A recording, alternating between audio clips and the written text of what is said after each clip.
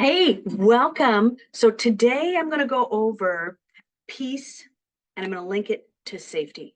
So a lot of people, when you are doing your values, are really, it's depending on where you are, a lot of people will write the word safety and security as something that they value. And I start to remind them that you can write that as a primary value in your values conversation, but it is always one that will evolve.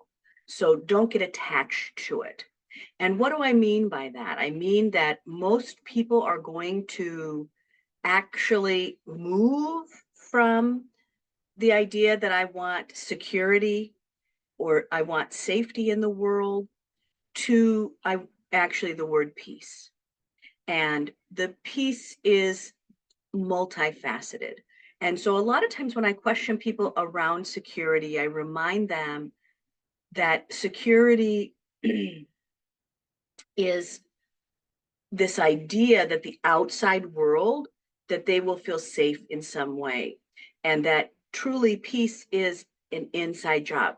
You have to be able to understand that your feeling of safety out in the world is about how you feel as safe inside being you.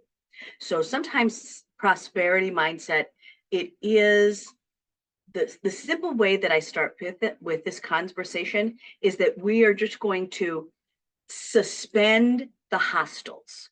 So that's the first lesson. How do you get to prosperity mindset is the first piece of peace, Peace, that you start with is this suspension of the hostiles. That anything that's hostile, we're going to start suspending its ability to be in your life. And what does that mean? Sometimes that's right up here. It's how many hostile, antagonizing thoughts do I have on the subject of myself? So prosperity mindset is a way of being. Is prosperity is the ability to magnify. What are we magnifying from? Well, I will tell you that a lot of you will enjoy magnifying from peace. And to do that, it means that we have to have a truce. We have to have love. We have to be willing to de-escalate things. And so there's also this other form that peace is a complex conversation because sometimes peace is really truly I need y'all to be quiet. Sometimes it is that I need the peace that I get from being out in nature, that tranquility, that kind of outside muteness, that place where I can be freedom from all of the chaos and noise. And for some of that, those are the things that we've invited into our lives that shouldn't be there. So sometimes we're over inviting media and all this other stuff, and it's just too much noise.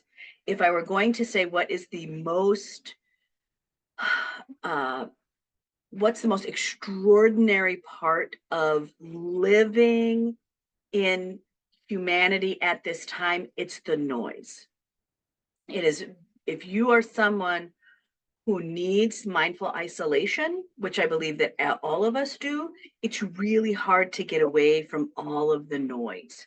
And I live in a city. I live in the inner city, so there's always noise around. There's planes, there's buses, there's cars, there's whatever. So some of you actually just need more muteness and you need more silence. You've got to find ways to have peacefulness from noise. And some of you need peacefulness from people because some of the people that are in your life are disquieting. Some of them are filled with conflict and hostility and bickering and so forth. So sometimes peace for some people really is around being able to have mindful isolation or respite and retreat. It's to say, I don't need to have any of that. And that also feels safer, right? So when we think about peace, I want you to think about all the parts of peace.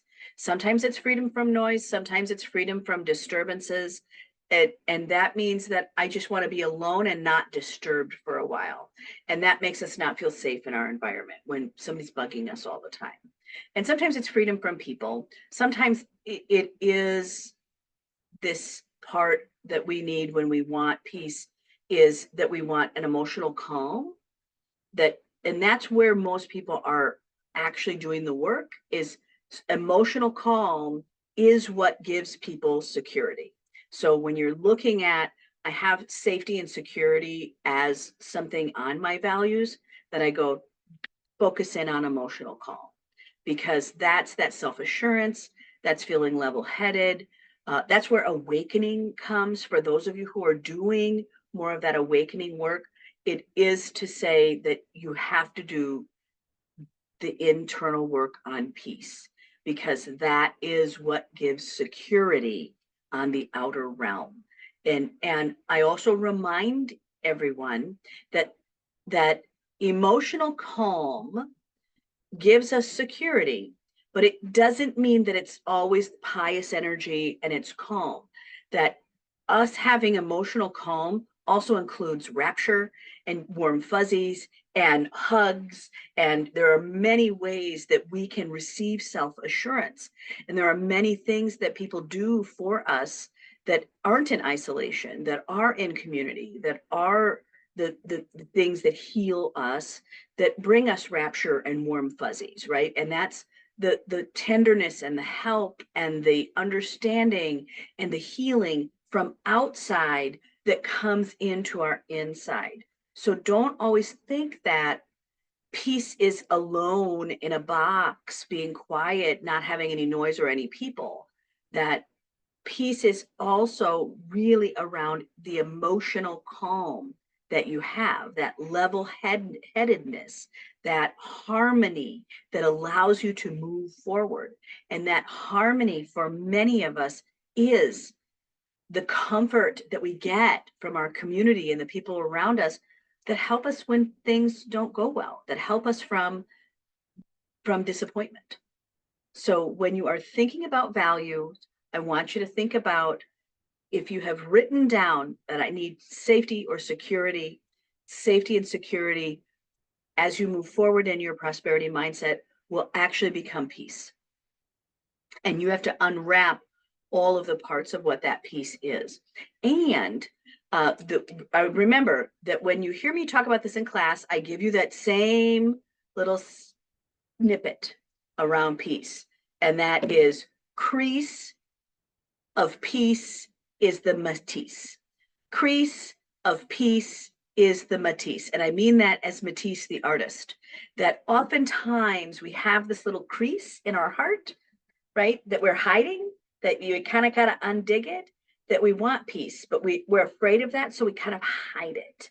And we have to kind of unfold that crease and then pull it out. And then it becomes our art project. So the crease of peace is the Matisse. That's what you're working for. You're looking to find out all the parts of you that you've kind of folded up in your heart that you're not afraid to share with everyone. And we're just going to kind of unfold that paper for yourself and really start to enjoy the warm fuzzies and the harmony and the peacefulness that you need. But that also means that you have to feel that you are safe. It has to not feel jittery and disjointed. That peace has to become the easy, mindful place that you live your life through. And that requires effort, because our world is loud. Our world is filled with discomfort, disjointedness, hostility, bickering, that our world is filled with all of this chaos. And you got to be able to pull inside, because peace is a peaceful place, peace is a peaceful place within. It is a place where you are self-assured, feel level-headed, that you are in harmony, and that's an emotional calm. That's what most people are looking for. So freedom from noise and people and disturbance is great, but we're just going to call a truce on all of it, and really focus in on the love and the de-escalation of craziness from outside, and really looking at the escalation of an internal dialogue that is peaceful, thoughtful, and gives you actual respite on your parasympathetic nervous system. So with that, have a great day. Thank you for showing up. Thank you for being here. Thank you for being willing to be someone who considers peace valuable, that considers changing your mindset, that you don't want to stay silent on the fact that you deserve better, and that the world deserves better, and that you can be better. And that is powerful. And that's powerful. And I thank you for showing up, because I think it's beautiful. It is, peace to me is the most beautiful thing I could work for. And in prosperity, we see a lot of peace because people find the security of that emotional calm. So if I don't see you live, which is always my first choice, I love to see you live. If I don't get to see you live, I'll see you right back here. All right. Have a great day. Bye.